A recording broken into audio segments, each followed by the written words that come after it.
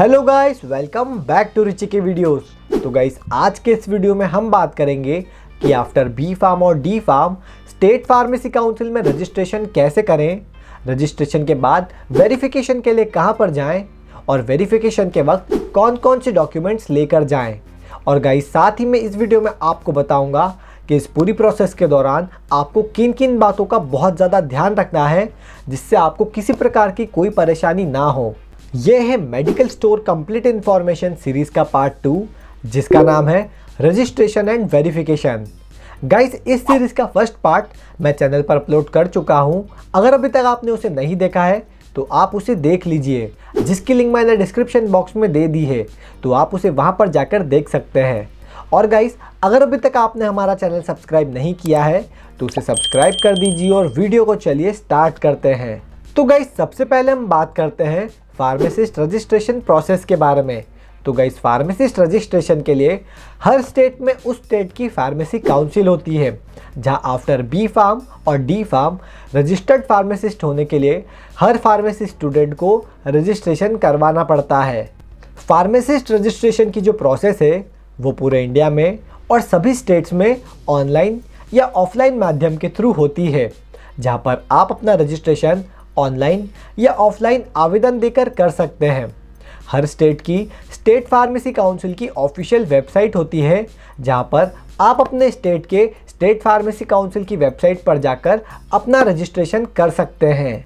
जैसा कि आप स्क्रीन पर देख रहे होंगे, मैं आपको एक एग्जाम्पल देकर बताता हूं। यह है मध्य प्रदेश फार्मेसी काउंसिल की ऑफिशियल वेबसाइट pharmacy.mponline.gov.in।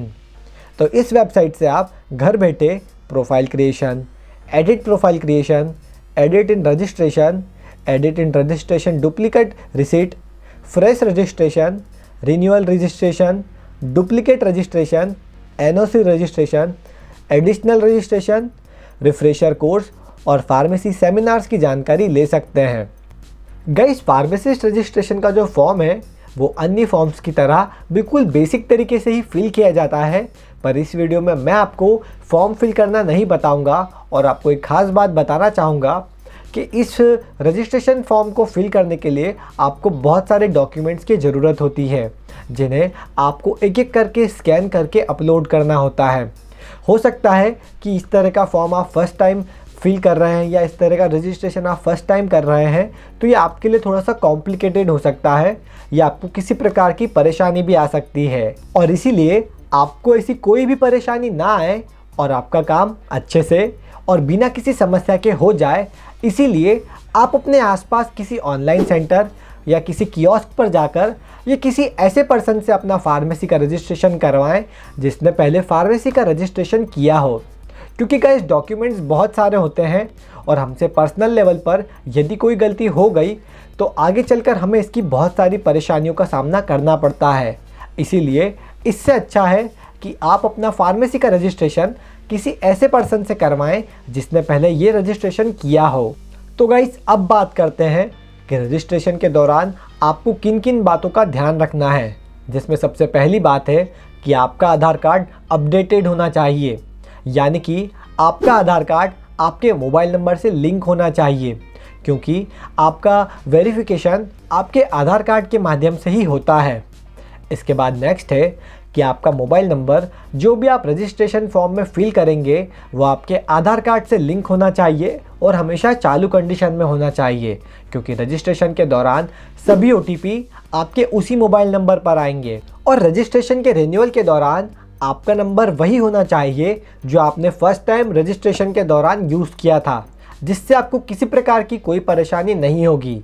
इसके बाद नेक्स्ट है, आपके सभी डॉक्यूमेंट्स में आपके मदर और आपके फादर का नाम एग्जैक्ट सेम होना चाहिए, जैसा कि आपके आधार कार्ड में है। इसके बाद नेक्स्ट है और सबसे इम्पॉर्टेंट है, आप जो भी डोमिसाइल अपलोड करने वाले हैं वो आप ही के नाम का होना चाहिए। आप अपने फादर का नाम का डोमिसाइल अपलोड नहीं कर सकते हैं, नहीं तो आपका रजिस्ट्रेशन होल्ड कर दिया जाएगा। तो अपने रजिस्ट्रेशन को करने से पहले आप इन सभी बातों को ध्यान में रखें। तो गाइस, अब बात करते हैं कि आपको रजिस्ट्रेशन के दौरान किन किन डॉक्यूमेंट्स की ज़रूरत पड़ने वाली है। तो गाइस, ये बहुत इंपॉर्टेंट पार्ट है, इसलिए आप इन सभी डॉक्यूमेंट्स को लिस्ट कर लीजिए। जिसमें सबसे पहला डॉक्यूमेंट है आपकी 10th की मार्कशीट, इसके बाद है 12th की मार्कशीट, इसके बाद है आपने अगर डिप्लोमा किया है तो उसकी मार्कशीट, या अगर आपने बी फार्म किया है तो आपके सभी सेमेस्टर की मार्कशीट्स, इसके बाद है आईडी प्रूफ जैसे कि आधार कार्ड, इसके बाद है डोमिसाइल सर्टिफिकेट, ये आप ही के नाम का होना चाहिए, इसके बाद है पासपोर्ट साइज़ फ़ोटो, इसके बाद है 500 घंटे का ट्रेनिंग सर्टिफिकेट। ये सर्टिफिकेट सिर्फ और सिर्फ डिप्लोमा के स्टूडेंट के लिए ही ज़रूरी है, बी फार्म के स्टूडेंट को ऐसा कोई भी सर्टिफिकेट नहीं लगाना होता है। इसके बाद है प्रोविज़नल डिग्री और इसके बाद है माइग्रेशन सर्टिफिकेट। ये सभी डॉक्यूमेंट्स आपको रजिस्ट्रेशन के टाइम पर ज़रूरी हैं, इसीलिए आप इन्हें पहले से ही ठीक कर लें। मतलब यदि कोई भी डॉक्यूमेंट्स आपका गलत है या उसमें मिस्टेक है तो आप अपने डॉक्यूमेंट्स को पहले से ही सही करवा लें। इसके बाद आप किसी भी कियोस्क पर जाकर या किसी भी ऑनलाइन सेंटर पर जाकर अपना रजिस्ट्रेशन कंप्लीट करवा लें। रजिस्ट्रेशन के दौरान आपको अपने डॉक्यूमेंट्स को वेरीफाई करने के लिए एक स्लॉट को फिक्स करना पड़ेगा। मतलब आपको एक डेट फिक्स करना पड़ेगी जिस डेट पर आपने जो भी डॉक्यूमेंट्स अपने अपलोड किए हैं उन डॉक्यूमेंट्स को वेरीफाई करवाने के लिए ओरिजिनल डॉक्यूमेंट्स लेकर अपने स्टेट के फार्मेसी काउंसिल पर जाना पड़ेगा। वहाँ पर आपको अपने ओरिजिनल डॉक्यूमेंट्स को अपने अपलोडेड डॉक्यूमेंट्स के साथ वेरीफाई करवाना पड़ेगा। तो गाइस ये तो था रजिस्ट्रेशन पार्ट। अब हम देखते हैं वेरिफिकेशन पार्ट। तो गाइस जितने भी ओरिजिनल डॉक्यूमेंट्स आपने अपने रजिस्ट्रेशन के दौरान अपलोड किए हैं उन सभी ओरिजिनल डॉक्यूमेंट्स को और एक कॉपी सेट को आपको अपने साथ अपने स्टेट के फार्मेसी काउंसिल के ऑफिस ले जाना होता है, जहाँ पर फार्मेसी काउंसिल के ऑफिस में आपके सभी ओरिजिनल डॉक्यूमेंट्स और आपके अपलोडेड डॉक्यूमेंट्स को चेक किया जाता है। और अगर कुछ भी गलत नहीं होता है और सब कुछ सही होता है तो कुछ ही दिन में आपका फार्मासिस्ट के रजिस्ट्रेशन का सर्टिफिकेट आपके पास आ जाता है। तो जब भी आप अपने स्टेट के फार्मेसी काउंसिल के ऑफिस जाने वाले हैं उसके लिए आपको कुछ खास बातों का ख्याल रखना होगा, जैसे कि आपकी जो फाइनल ईयर की मार्कशीट है उसको आप लेमिनेशन ना करवाएं। अगर आपने उसे लेमिनेशन करवा लिया है तो आप उसका लेमिनेशन निकाल दीजिए, क्योंकि पूरा वेरिफिकेशन कंप्लीट हो जाने के बाद फार्मेसी काउंसिल आपके फाइनल ईयर की मार्कशीट पर सील और साइन करते हैं। इसके बाद नेक्स्ट बात है, अगर आप डी फार्म के स्टूडेंट हैं तो अपना ट्रेनिंग का सर्टिफिकेट ज़रूर लेकर जाएं, नहीं तो आपका रजिस्ट्रेशन होल्ड कर दिया जाएगा। वेरिफिकेशन के लिए फार्मेसी काउंसिल के ऑफिस जाते वक्त आप अपने साथ ओरिजिनल डॉक्यूमेंट्स के साथ साथ एक कॉपी सेट ज़रूर लेकर जाएं।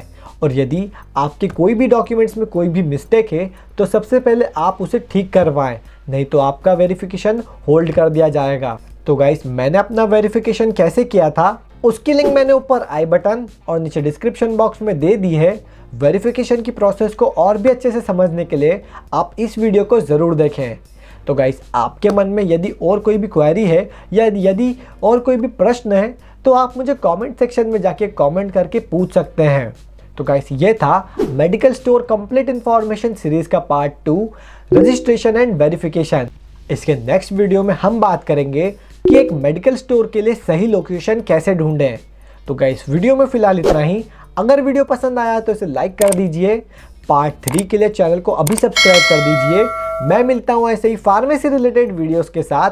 तब तक के लिए भारत माता की जय।